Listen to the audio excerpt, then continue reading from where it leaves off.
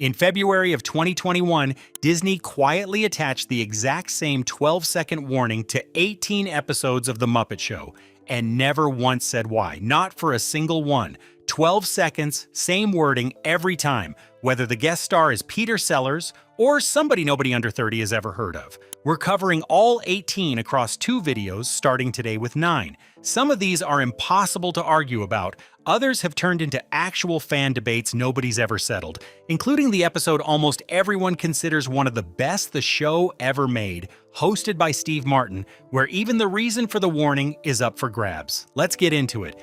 Peter Sellers.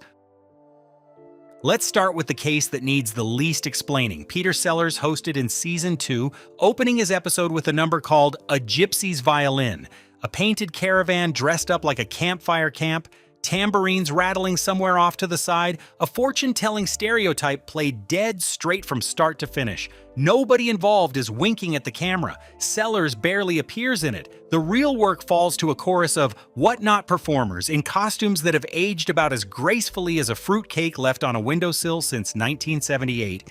It's a strange episode to have such a clean-cut problem in too, since it's otherwise remembered for one of Sellers' most quoted lines on the whole show, the bit where he insists with total deadpan conviction that he doesn't actually exist. The same episode has one more number worth knowing about, a cover of Cigarettes, Whiskey, and Wild Wild Women, but that one falls under a completely separate Disney Plus advisory category, tobacco and alcohol content, not the cultural stereotyping warning we're tracking today. Nobody disputes what the disclaimer's about, though. It's usually the first name people bring up, not because it's the worst, but because it's the easiest to agree on.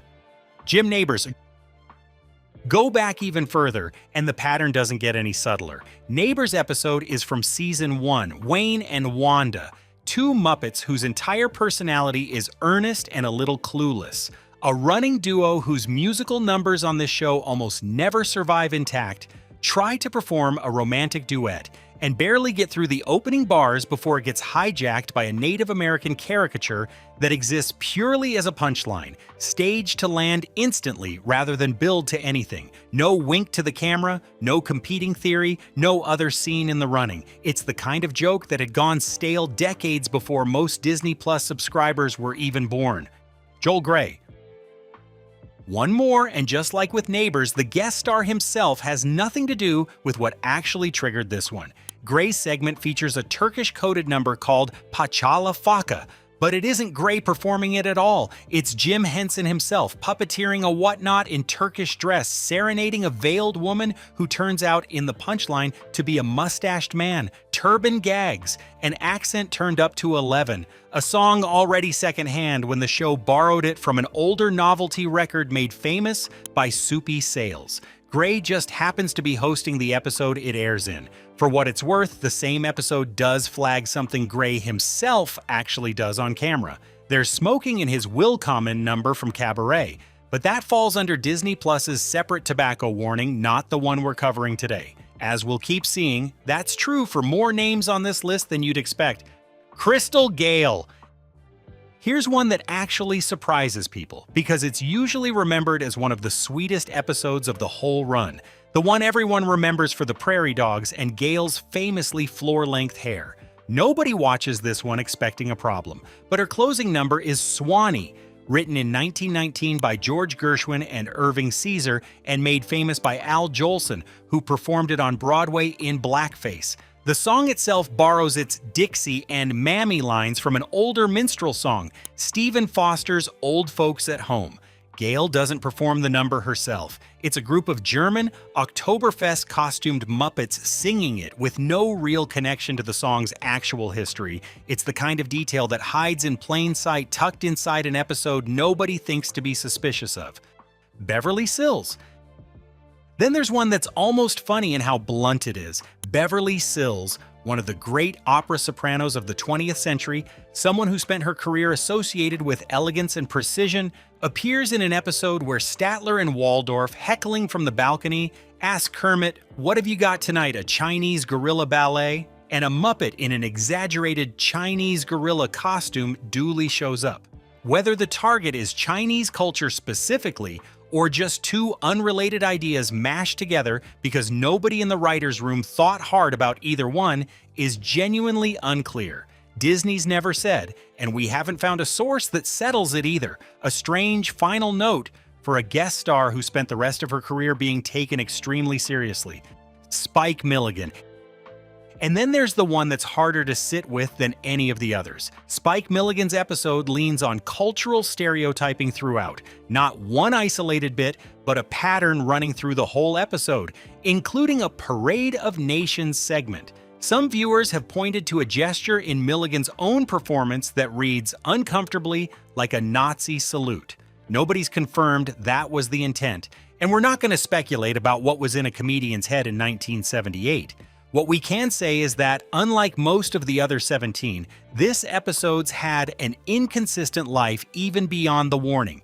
It's been reported missing entirely in some international Disney Plus libraries, while carrying the advisory in others. Out of 18 flagged episodes, this is the one where various stereotypes throughout undersells just how much is actually packed into one half-hour episode. 6 down, and every one of those explanations is something fans agree on almost instantly. That agreement stops right here. Disney never explains any of this. The same 12-second warning every time, no specific reason, no sketch called out by name. So fans have spent years doing Disney's homework themselves, matching each of the 18 episodes to the scene they assume triggered it. For the next 3, that homework produced 2, sometimes 3 competing answers. And nobody's ever settled which one's right. If you're new here, this is a good moment to subscribe because we dig into exactly this kind of Muppet cold case every week. James Coco. Here's where the paper trail actually breaks down. Coco's episode has a fortune teller sketch near its center, and this is where our sources genuinely split. One camp calls it a Romani stereotype, the classic dramatic shawl crystal ball routine. A completely separate write-up describes the same sketch as leaning on Persian jokes and a mock accent instead. Those aren't the same claim, though they might describe the same 5 minutes from 2 different angles. Pop culture has spent decades mashing mysterious fortune teller costuming into one vague, borrowed idea of the exotic outsider, never landing on one culture, just grabbing pieces from whichever was handy. That confusion doesn't make the joke less tired. It just means nobody, us included, can tell you with confidence which group the writers actually had in mind. Among fans trying to map all 18 episodes, this is one of the entries that keeps getting re-argued, precisely because both readings fit the scene equally well. Disney didn't clarify, the sources don't agree, and that unresolved argument might be the most honest thing said about this episode in years. Steve Martin. And here's the case that upends everything you think you know about this list.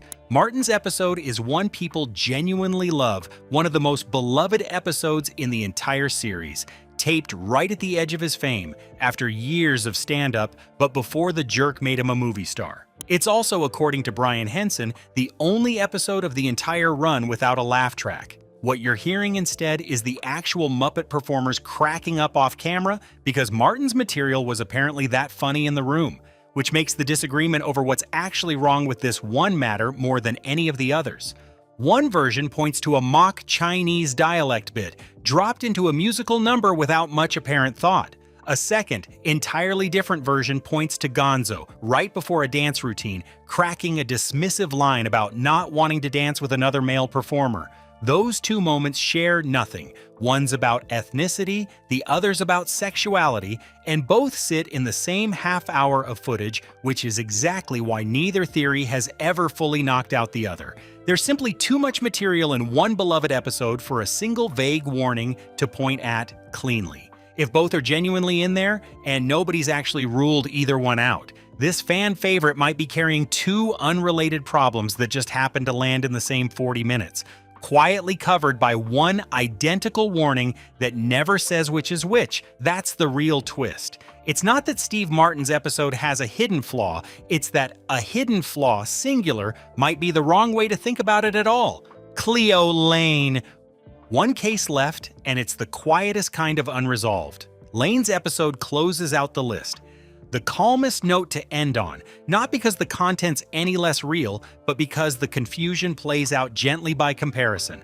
One reading points to Muppet limbo, built on Caribbean stereotypes. Another points to an entirely different song, Mad Dogs and Englishmen, spreading its jokes across a wider, vaguer set of ethnic targets. Two different songs, two different aims, one disclaimer covering both, without ever picking a side, and unlike Coco or Martin, nobody in the fandom seems especially worked up about resolving this one. It just sits there, quietly unresolved, closing out the messiest half of this list on the gentlest possible note. So here's where that leaves us. 9 of 18 episodes down, one identical warning stretched across all of them, and a fandom that spent years filling in the blanks Disney left behind. 6 of today's cases really aren't up for debate. The evidence just sits there on screen. The other 3 are messier, not because the harm's any less real, but because nobody in a position to clarify it ever has. And to be clear, across all 9 of today's cases, not one disclaimer is actually about the guest star. It's always the number, the sketch, the costume around them. That's not a gap in the research. That's the actual shape of the problem. A company willing to flag its own history, but not quite willing to explain it. The other 9 are still out there, waiting in seasons 4 and 5, and some of what's coming is a lot less ambiguous than anything you just heard.